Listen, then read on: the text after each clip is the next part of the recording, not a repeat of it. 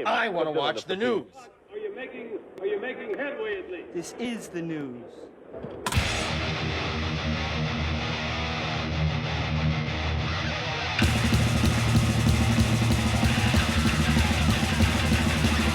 Smack 'em a gob, it's time for the only news that matters.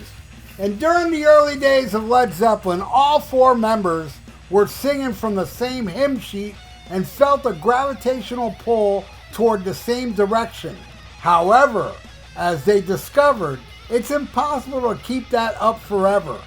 Naturally, tastes change and develop over the years, making it incredibly rare for members to stay on the same page creatively.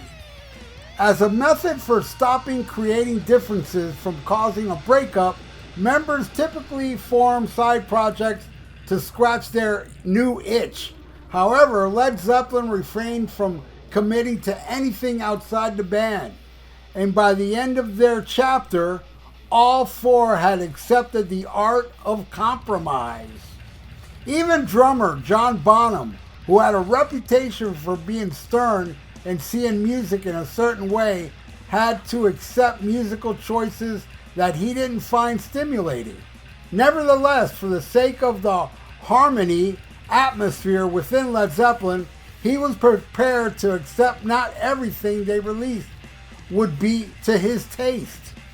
While most of their material received the support of Bonham, there was one song he felt incredibly strongly against.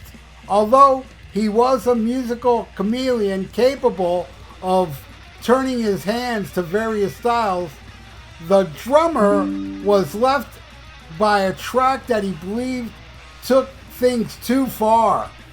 Throughout their spellbinding career, Bonham proved countless times that he was up for a challenge regardless of new musical stylings. If he was playing on a track, Bonham wanted to be at the beating heart of the sound and prove his powerhouse credentials. Alright, the decisive track is far from Led Zeppelin's best work and represents a rare misstep in their discography. Mak'er proved that even the best bands can have their off days, and achieving perfection with every attempt is a near impossible task. Although Bonham had a progressive approach to music, appreciating almost every genre on the planet, reggae was always a source of contention for the drummer. Bonham's former bandmate John Paul Jones confessed to Chris Welch's biography, John Bonham, A Thunder of Drums. John Paul Jones said, John was interested in everything except jazz and reggae. He didn't hate jazz, but he hated playing reggae. He thought it was really boring.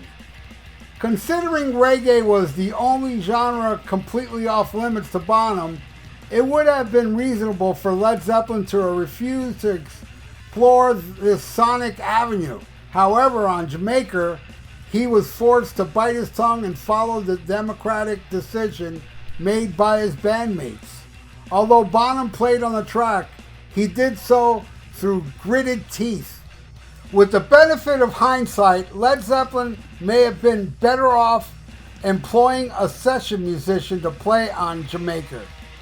As Bonham put in deliberately lackluster performance that sabotaged the recording, he did.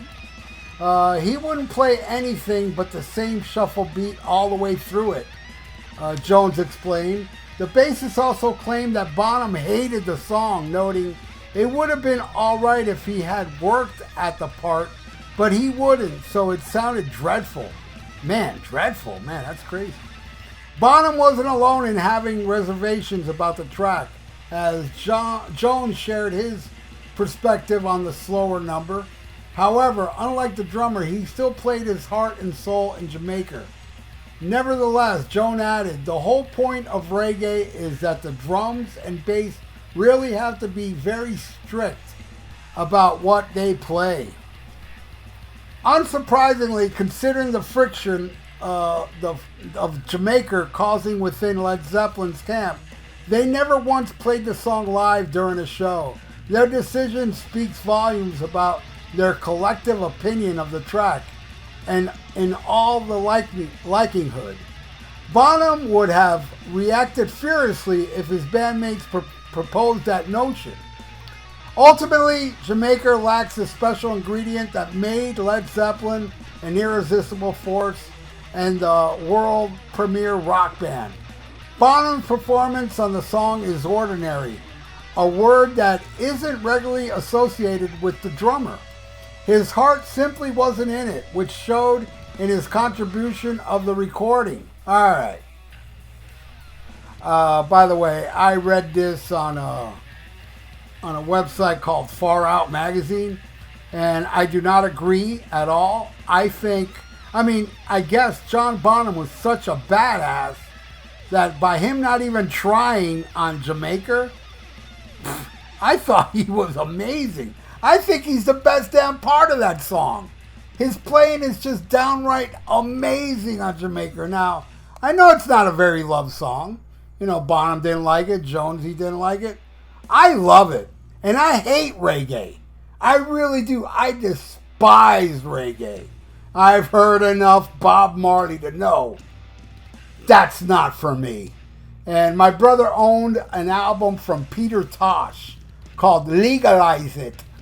You know, and I remember him playing that always. I hated it. Legalize it. Don't criticize it. Oh my God. Reggae to me grates on me like, reggaeton is another one. Jazz I can deal with here and there, but that gets boring fast as well. But yeah, reggae sucks. But yet, I love this. And you know, my favorite Scorpion song is reggae.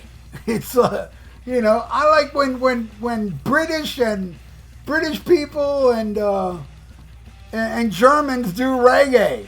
You know, non-Jamaicans doing reggae identify with me. A band I love is The Police, who incorporated a lot of reggae in their music.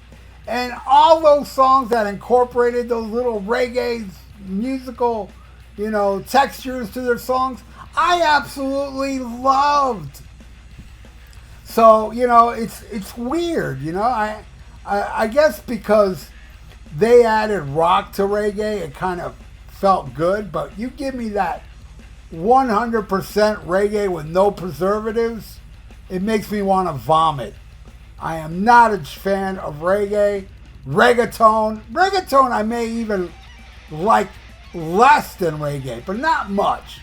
But man, do I hate reggaeton. And for those that don't know what reggaeton is, it's kind of like a Latin. I may be wrong because I don't know much about reggaeton. All I know is I heard it and I hate it. But I think it came from Puerto Rico. I'm not 100% sure of that. But it sucks ass.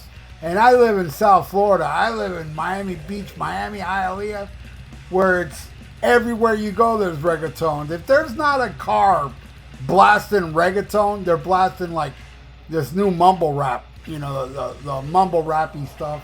Nobody drives around playing rock in this except me. But you know what's really weird is that, you know, this was years ago, but still, in South Florida, there was a guy, I'm walking down the street and a guy drove by blasting Don't You Wait For Me from Vicious Rumors. That is obscure. And for a guy to be jamming that in his car on Miami Beach blew my fucking mind. But yeah, I don't hear anybody driving around playing reggae though. But yeah, then again, you know, if I go to some neighborhoods, they probably will. But yeah, you know, reggaeton sucks. But I love Jamaica, and I know a lot of people hate it. And yes, all my life I thought it was Dire Maker, because that's how it's pronounced. But I think it's pronounced Jamaica. But if it's not, then I'm sure we'll get 110 comments, because people that correct me never read comments, because I get to say, like, if I make a mistake, God forbid, you know, a lot of you out there just waiting with bated breath for me to make a mistake so you can comment and make yourself look smart. But you're not smart because you don't read the other comments when there's like 100 people that said it before you. So I make mistakes. I goof off and say something that's wrong, and then, but you know, you all that correct me, you all pretend I never make mistakes. I know everything. My shit don't stink. Yeah, it actually does stink. It stinks worse than mine. But whatever. What do you all think? Do you like Jamaica? Or do you hate it? I know a lot of you hate it. I don't know many of you that love it like me. But I love it. And I love it because of John Bonham's drum work on that song. Totally blows my mind. It also blows my mind that he had no problem with the crunge. I hate the crunge. That's off the same album. It sucks. But anyway, thank you so much for watching the only news that matters. And please subscribe to my channel if you haven't. Ring the little notification bell and like the video because it's good for the YouTube algorithms. So stay frosty, listen to Black Sabbath, and smack 'em a gob. Farewell and adieu to you fair Spanish ladies. Farewell and adieu, you ladies of Spain. For we've received orders for to sail back to Boston. And so never more shall we see you again.